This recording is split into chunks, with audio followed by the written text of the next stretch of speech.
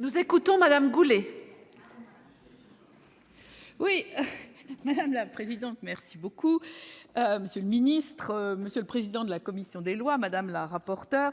7e sur 9, presque tout a été dit, donc je vais me livrer à quelques observations, Monsieur le Ministre, d'abord parce que j'ai eu le plaisir et l'opportunité d'avoir en 2014 demandé et obtenu la première commission d'enquête sur les réseaux djihadistes dans cette maison avec un rapport de notre collègue Jean-Pierre Sueur, ici présent, voilà, et que donc je suis ces questions depuis longtemps. Donc je vais en finir assez rapidement avec les figures imposées en vous disant que notre groupe va voter le texte. Voilà. Et je vais donc arriver aux figures libres, ce qui est quand même toujours beaucoup plus agréable. Et je vais vous dire qu'à mon sens, les avancées de ce texte sont un peu en trompe-l'œil. Mais il y a quand même un problème qui se pose et auquel ce texte essaye de répondre.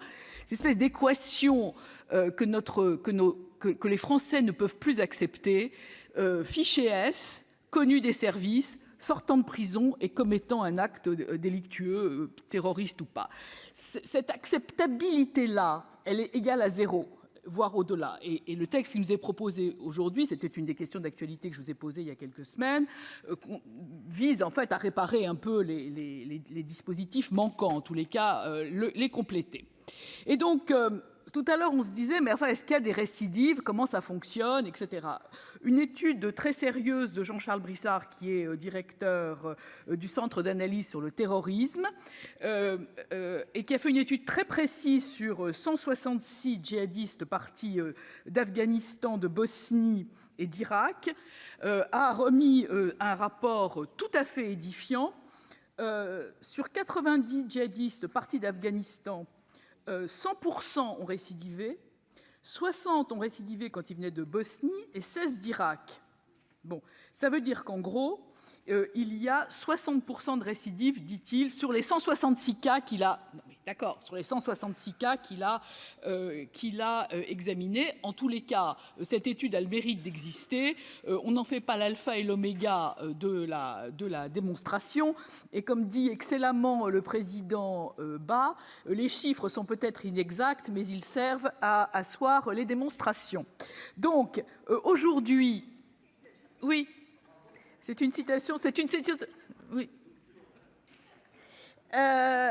Et donc, moi, Monsieur le Ministre, ce que je voudrais vous dire, et ce qui a été énoncé par les collègues qui m'ont précédé à cette tribune, c'est qu'en fait, votre travail et le travail qui consiste à protéger les Français va commencer demain, s'il n'a pas déjà commencé aujourd'hui, par les arbitrages budgétaires.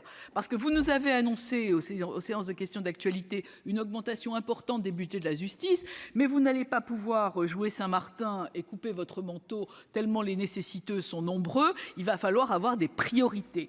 Et sur les moyens d'accompagnement, les moyens des services de probation, les moyens des juges d'application des peines. La Cour des comptes a rendu un rapport extrêmement intéressant sur les moyens de la lutte contre le terrorisme. Moi, je suis à la commission des finances, donc je lis avec beaucoup d'attention, comme tout le monde, les rapports de la Cour des comptes. Et je crois que nous ne sommes pas au commencement d'avoir cette politique à la fois de réinsertion et de lutte contre la radicalisation, dont je sais que ça ne fonctionne pas. La présidente Catherine Trodelet et notre collègue Esther Benbassa ont commis un rapport sur ce sujet, un Xème rapport qui nous explique que de toute façon, cette politique-là ne fonctionne pas. Donc, un texte de plus ne va pas nous aider forcément. Non mais on est d'accord, mais j'ai encore 4 minutes, ça va pas être très très long.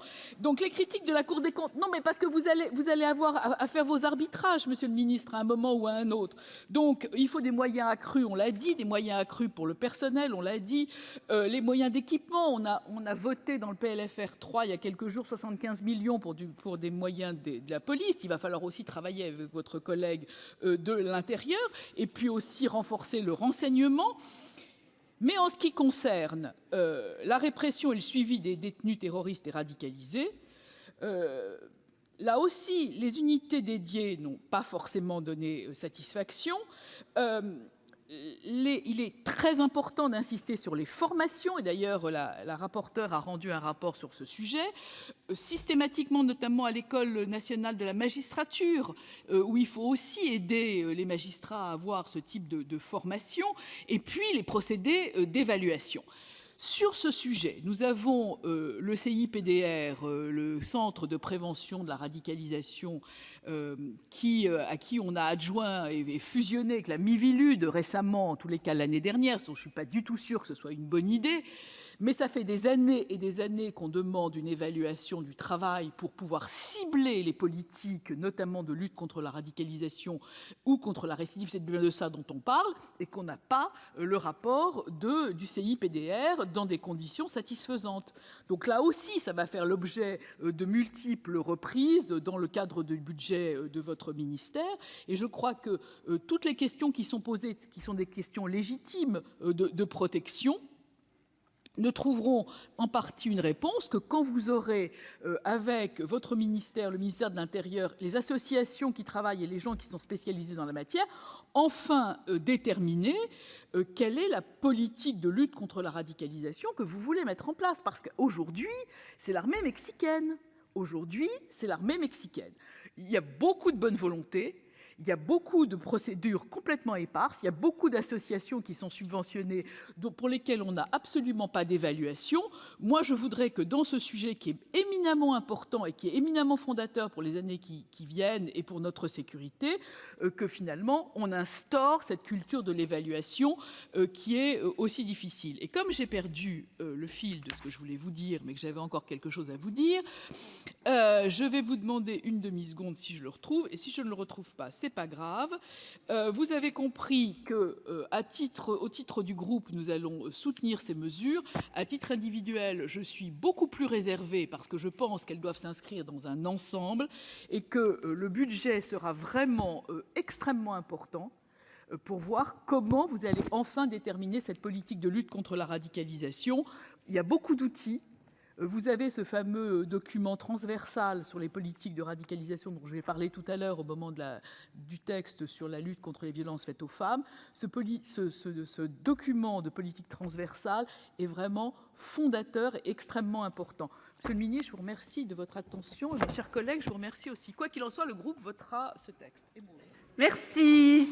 La parole est à Monsieur Pascal Alizart.